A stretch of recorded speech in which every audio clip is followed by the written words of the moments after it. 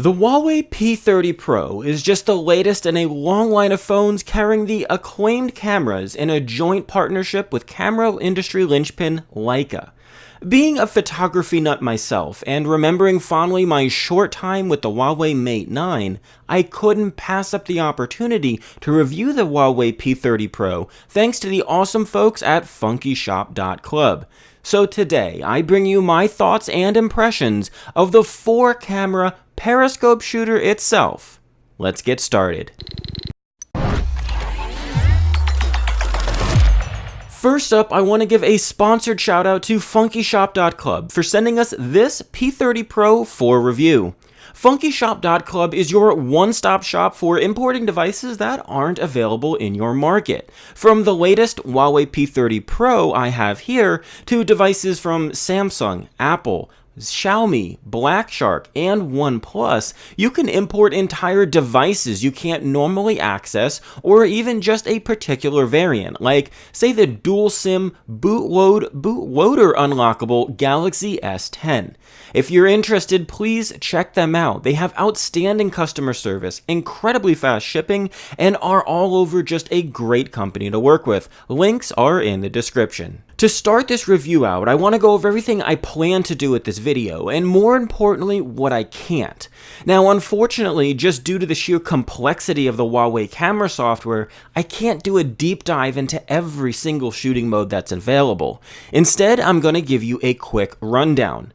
These include filter mode, panorama, light painting, HDR, moving picture, super macro, slow-mo, monochrome, AR lens, time-lapse, stickers, documents, underwater, and dual view video. Out of this list, I really only used monochrome and super macro, but some modes, like the underwater mode, where it disables all screen input and is controlled by the hardware keys, is very situational, but is also very helpful. Outside of these modes, found at the far end of the stack, you also have aperture, night, portrait, photo, video, and pro. Aperture and portrait are super similar, with the only difference being if your subject is a person or an object. And the night mode is very similar to the Google Pixel's night mode, and is not the super insane night mode we're going to talk about later. The Huawei camera software is just a great balance of just enough and too much. Your right side contains your camera switcher, your shortcut button, and the gallery shortcut, with your selector dial besides that. On the bottom of the display, or the right side if you're in portrait, you have the zoom selector, which in my opinion is one of the worst placements for it I've ever seen. And on the left side, you get your adjustments, like color adjustments, AI toggle, flash, and high vision. Just avoid that button. Now, if you slide along the modes, you can toggle between them, which makes switching modes a breeze and is very similar to pretty much an industry standard. Something I wish was present here was the ability to adjust how these modes are aligned and which one are present, something both Samsung and OnePlus do. Now, if you use your auto mode with AI Master enabled, you're going to automatically get portrait mode enabled when people are in the shot, which makes a dedicated mode for it kind of useless. I'd rather be able to drop panorama or slow-mo or something more useful into the space on the slider currently occupied by portrait. The same thing goes for aperture mode and, to be honest, the night mode. I'd rather these be on the mode screen instead of along the selector on the bottom, so that way I can custom select my presets. These are merely nitpicks though, as the camera is fast, fluid, and functional. Now, as I mentioned briefly, if you leave Huawei's AI Master Mode enabled, it's going to try to auto-detect your scenery, and it does a shockingly good job at that. One of the more random ones I saw was historic building, while shooting this photo of this fountain. Some other modes were flowers, grass, sky, and people. Now, beyond toggling the shooting settings, it's also going to present modes for you, like auto-enabling the portrait mode when it detects a face, or super macro if it detects you're really close to something. These can all be overridden by hitting the little X on the pop-up. Pro mode, though, is my personal favorite, as we're going to talk about more why later. But once it's enabled, you get a horizontal level, as well as a series of pro options on the right side. Starting from the bottom, you get light metering, where you can choose from matrix, center, or spot metering, something I think DSLR owners will feel right at home with. You also get ISO, shutter speed, exposure compensation, manual focus, and manual white balance controls. The best part of the white balance for me is that you are initially provided a list of presets like tungsten lighting, sunny, cloudy, indoor, and more, but you also get the option to set it fully manual from 2800 to 7000K. EV, focus, and white balance can be locked, while the shutter and ISO modes can have the auto modes disabled to go fully manual or just be left semi-manual. You also get the RAW mode for the Pro setting, and this comes with one of my favorite small touches that Huawei made. Some devices like the Pixel 3 or the Nokia 9 utilize their image RAW capture, but still manipulate the photo by stacking or merging multiple shots from multiple various sensors. The P30 Pro, though, takes a more authentic route. Now, even if you're shooting in the normal 10 megapixel bind mode, your RAW output is going to be an untouched 40 megapixel shot straight from the sensor.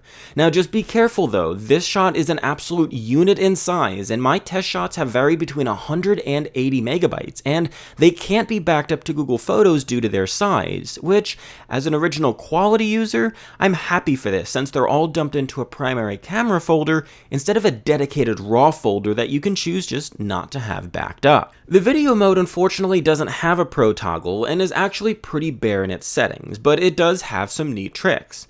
Firstly, all three cameras are ready and available from the video mode from wide through to 10x, and Huawei has some nifty video modes like AI color and background blur that, while cool, are more nifty than anything and will probably get little to any actual real-world use. In terms of shooting settings, you get 16:9 and 21:9 at 720p, and 16:9, 18:9, and 21:9 at 1080p, and 16:9 4K.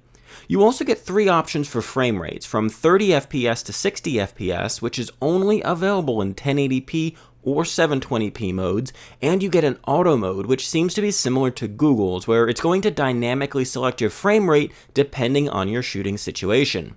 Now, unfortunately, just like we saw in the Honor View 20, it appears that Kirin 980 is not capable of 4K 60, so like the Google Pixel, you're stuck at 4K 30 or 1080p 60, depending on your preferences. Now, like I mentioned earlier, there are just simply too many shooting modes to go into every single one, but a lot of them are really neat and actually really well thought out, so take my word for it. In terms of hardware though, the P30 Pro is packing.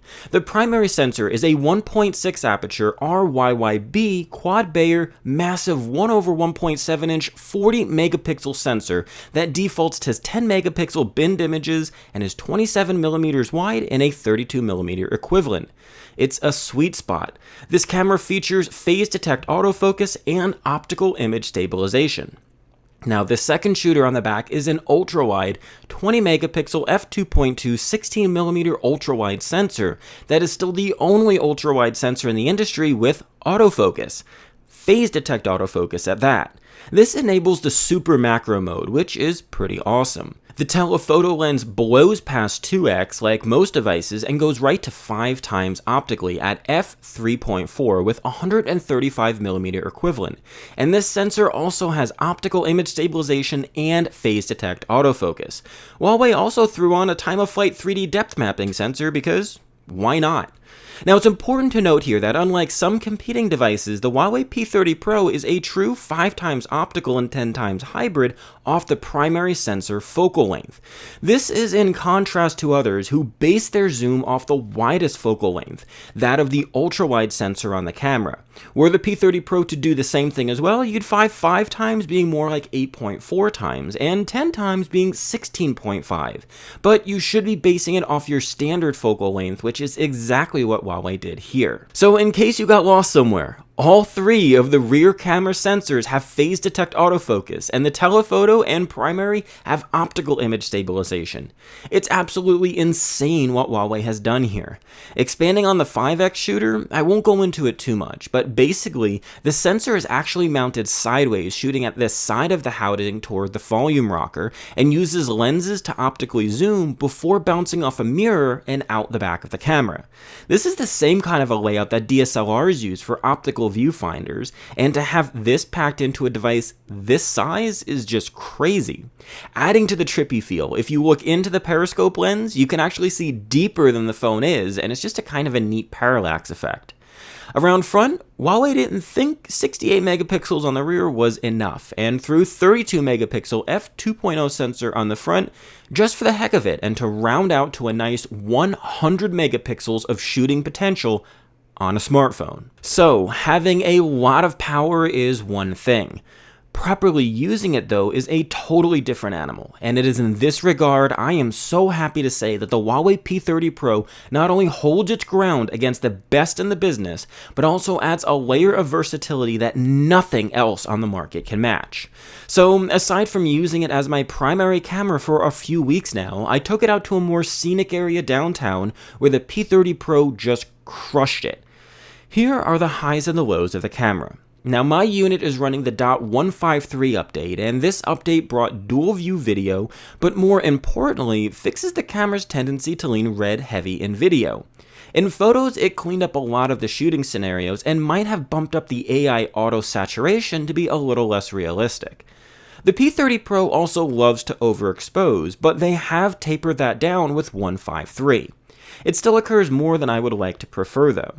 The P30 Pro in AI Auto mode also really likes to boost highlights across the image and increase saturations in the greens and the blues. Sometimes it goes a little bit crazy in the highlight boosting, but that's what the Pro mode is for. I often found myself leaving the phone in Pro Auto mode to lose all of the HDR boosting that the normal Auto AI mode enables. Pro mode shots are simply gorgeous with outstanding range, color reproduction, and authenticity. There's also a minimal to no amount of noise reduction processing going on here, even in bright lights. No watercolor trees found here. The ultrawide sensor does suffer from saturation boosting and dynamic range problems, and I wish the quality was a little bit better to match the main shooter, but neither were really a problem during my testing, and 20 megapixels is a sweet spot for this ultrawide at about 120 degrees field of view. The 5x telephoto sensor has an added feel of realism to it and what appears to be less processing to the shot. Now, it does sometimes skew sepia in comparison to the other sensors, but this makes the shots have a dramatized feel to them, and it's not always apparent and could be easily fixed in post. But in a lot of scenarios, you want that look and feel to the 5x shots because you're using it for more artsy photography. So going through some shots from the primary sensor, you can really see the difference between the Auto AI mode and the Pro mode, and this is with the Pro mode in automatic settings, with the Pro mode preserving shadows and color accuracy, and the Auto mode foregoing that in more of a Instagram-ready shot. The Pro mode shots from the P30 Pro are also very similar to what you might expect from, say, a Google Pixel, just with a little bit less drama. I wouldn't say the auto mode is bad though, and in most situations it's going to suit you just fine. It just isn't my preference to have those oversaturated extreme highlights, and I like the more realistic shots from the Pro mode. That said though, there are some occasions where the Auto AI really makes a pronounced and awesome shot, and the Pro mode is just a little lacking in comparison. To contrast that though, the AI Auto mode did occasionally take things too far and make them almost cartoony, something I've also noticed and disliked from the Galaxy S10 and its AI mode. As you can see though, color accuracy is something that the Pro mode really accentuates, and is something I thought the camera would have problems with due to its non-conventional camera sensor configuration. Huawei and Leica obviously spent a lot of time compensating for this, and the result after just a few software patches is pretty much perfect. Now, as I mentioned earlier though, versatility is where this camera's array shines. You can really see how going from ultrawide to 5x completely changes the look and feel of these two shots, with the ultrawide sensor delivering on the cool factor, the primary sensor being a good middle ground, and the 5x going for that dramatic and artsy shot, and that's where I think 5x is going to shine. Now, while the sensor is 5x optical, 10x hybrid up to 50 times digital, you'll find yourself staying mainly on the 5x side of things outside of a few situations where you just need to get something that's really far away. Thankfully though, optical image stabilization assists with these shots, but while 10 times it does a pretty good job at staying fairly lossless in quality, the 50 times zoom is really zoomed in. Now, I did have one issue with the 5 and 10 times though.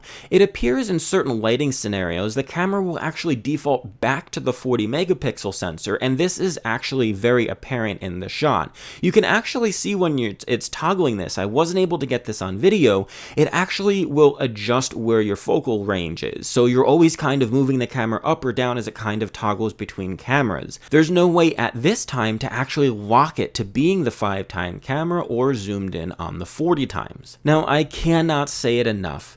The P30 Pro is the camera I want in my pocket 95% of the time. The 5% of the time I really don't want it there is when I might have to shoot video. Now, I won't spend a whole lot of time of this, but the P30 Pro is really falling behind here and is right in line with, say, the Google Pixel. The king of video, the Galaxy S10, records 4K 60 HDR10 and is gorgeous. And the P30 Pro, well, it's got no HDR option and it can't record 4K 60, likely a side effect of the Kirin 980. Now, this is disappointing, but it continues to disappoint when you actually see the video that you're recording. It's firmly in the "it's fine" category and will be perfectly fine in most situations. I just wish it were better. But if you're recording your child running around the house, you're going to get the same level of quality from the P30 as the iPhone, as the Pixel, as the S10. That situation changes quickly though if you're going to, say, this outdoor flower garden on a regular basis, where 4K 60 or HDR really shine. You'll very quickly find this device's limits in those scenarios. Now, Huawei also pushed their dual view video update, and I was completely disappointed. Somehow I assumed it was going to record 1x and 5x at the same time, and in post you could alternate between your framing. But in all actuality, it records 18:9 split screen, giving you two 1:1 framed shots for something like Instagram. My opinion, skip it, or at least don't buy this camera for that reason. Going back to where this camera really impresses is low light, and in all actuality, the complete or near absence of light. Now, while I haven't been a fan of night modes lately, it's because I just don't find myself in situations where I think it's going to be needed. But Huawei's auto night mode has proved me wrong.